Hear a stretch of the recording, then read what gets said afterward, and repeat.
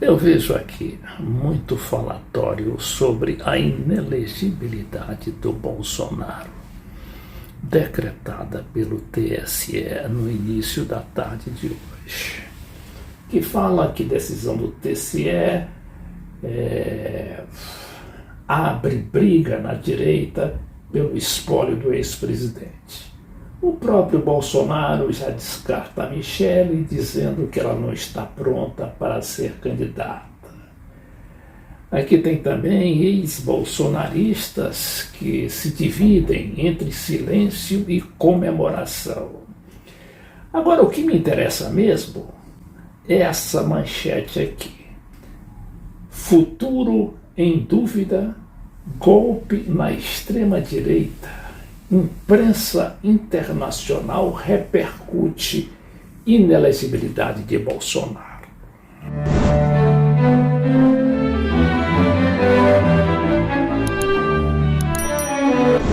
Diz que jornais avaliam que veredito foi uma repreensão afiada e rápida ao ex-presidente, que abusou dos poderes e disse mentiras imorais e terríveis. E aqui o material do Globo abre com essa repercussão da manchete do The Guardian de Londres, não é? Quando fala que o líder da extrema-direita somente será capaz de concorrer na eleição de 2030, quando terá já completado 75 anos. Agora, a minha indagação é de saber o seguinte: o Bolsonaro poderá se tornar um mártir aí, não é, da direita, ou mesmo um mártir político ao longo desses anos? É difícil de responder, né, porque o temperamento do Bolsonaro, ao contrário do Lula, que é paciente, tem pachorra, né, e realmente deu ali um exemplo de superação ao ser, né? Depois de preso, passar mais de 500 dias na prisão, o Lula voltou com tudo. E aí eu me pergunto, o Bolsonaro terá, eu não digo nem capacidade, mas essa sabedoria do Lula em saber esperar a sua vez, pelo menos? Bom, mas isso não é o mais importante. O mais importante mesmo é o que está por trás da eleição do Bolsonaro. E para isso eu vou recorrer novamente à literatura política. No caso aqui, o livro Os Engenheiros do Caos, que tenta explicar como é que se deu esse fenômeno da extrema-direita, não é? Que de repente estava ali ganhando eleições na Europa, ganhou nos Estados Unidos com o Donald Trump e depois, logo depois, com o Jair Bolsonaro aqui no Brasil. O nome do autor desse livro é Giuliano da Empoli. Ele é um italiano e um dos meus últimos vídeos sobre aquele motim contra o Putin lá na Rússia, eu havia comentado sobre um livro que ele escreveu mais recentemente que esse aqui, Os Engenheiros do Caos, e que se chamava O Mago do Kremlin. Agora eu vejo o nosso escritor italiano falando numa entrevista ao Estado de Minas e reproduzida aqui no Correio Brasiliense, de autoria da jornalista Berta Macarum. O material é do dia 11 de novembro de 2022. Aqui está o escritor, né? É um italiano nascido na França e que já recebeu alguns prêmios, né, por esse tipo de literatura. Ele também é um cientista político, já foi até conselheiro do ex-primeiro-ministro da Itália, o Renzi Matteo. Então, o que é que ele diz? Ele fala sobre a explosão da extrema-direita, né? Como é que aquilo pôde ocorrer diante de um mundo ali meio que estupefato, porque não havia uma compreensão assim racional para entender aquilo. Então, o que é que ele diz? Ele diz que os personagens, né, que são justamente esses engenheiros do caos, é o fato de eles terem captado antes dos outros políticos. No caso, né, os políticos conservadores, ali nós tivemos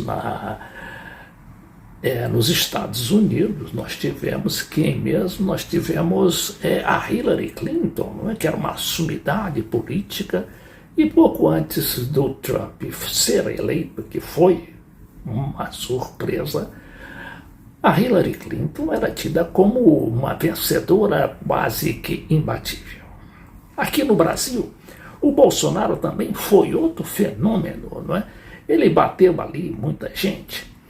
E claro que não tinha nenhum tipo, digamos, uma sumidade nacional.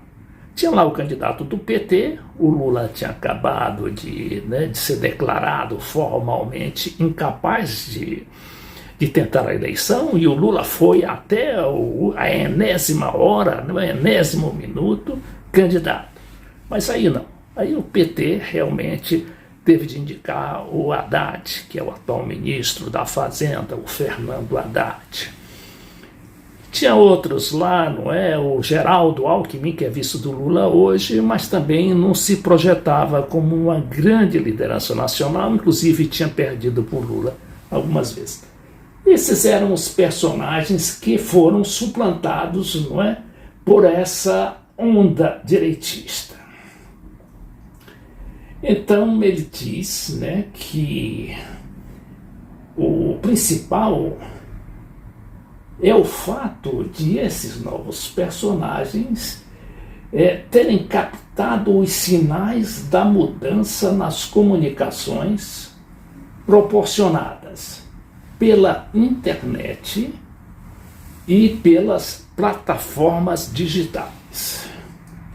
Mas, e sobretudo, e ainda mais importante, é compreender como essas personagens se aproveitaram deste momento para produzir a grande onda populista que os fez avançar da margem, não é?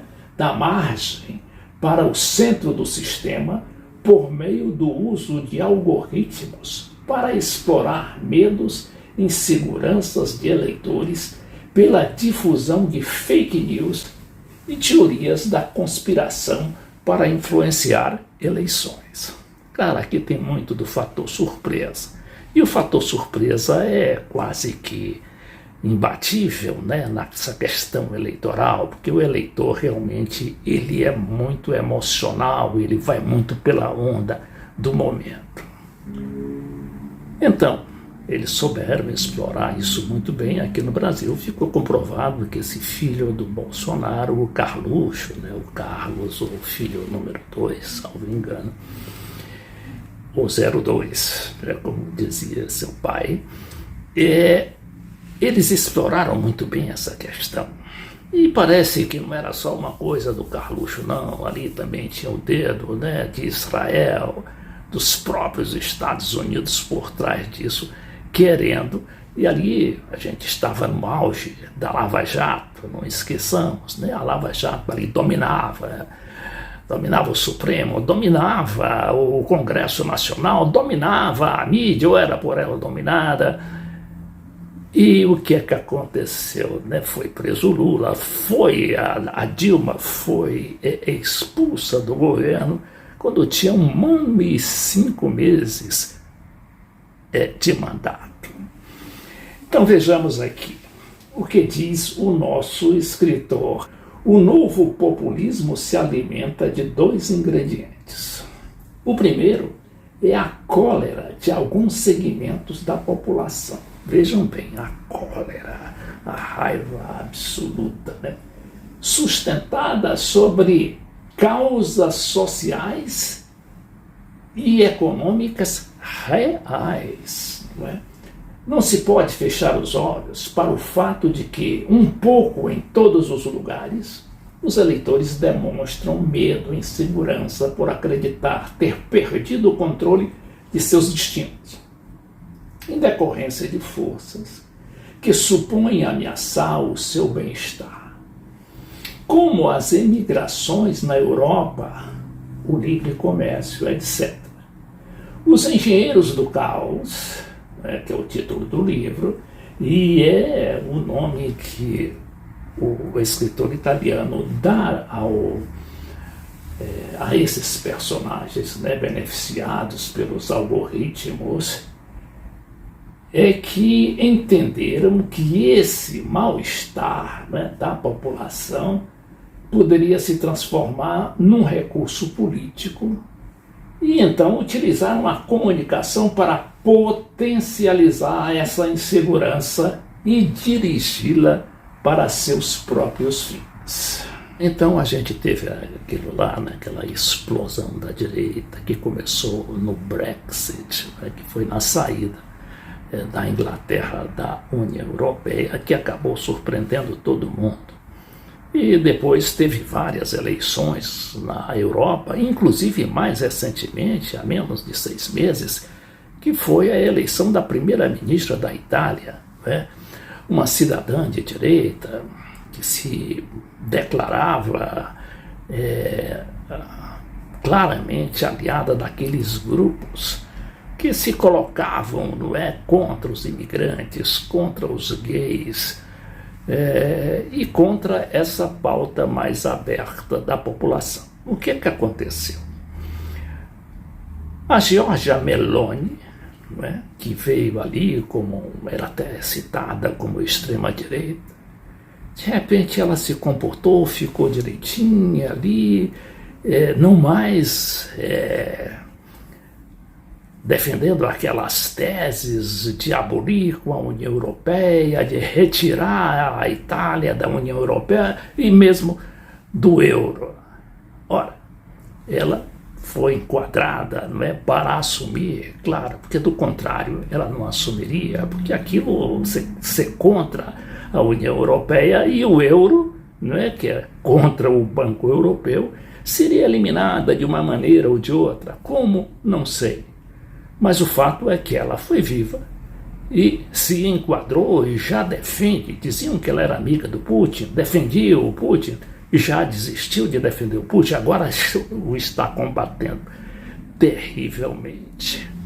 Restou o Trump, o Donald Trump, na teimosia, que não abandonou 1 milímetro sequer daquelas suas posições disruptivas, como ele mesmo qualificou, ou seja, destruindo tudo desde que me abram passagem. Bom, e o Trump hoje, ele está com, a última pesquisa que eu vi, está com 43% de aprovação eleitoral, contra o Biden, que aos 80 anos ainda ousa, e com aqueles problemas todos de raciocínio, ele ainda ousa ser candidato. O Biden está com 49%. Quer dizer, é uma diferença mínima ali, mas que mostra a força do Trump.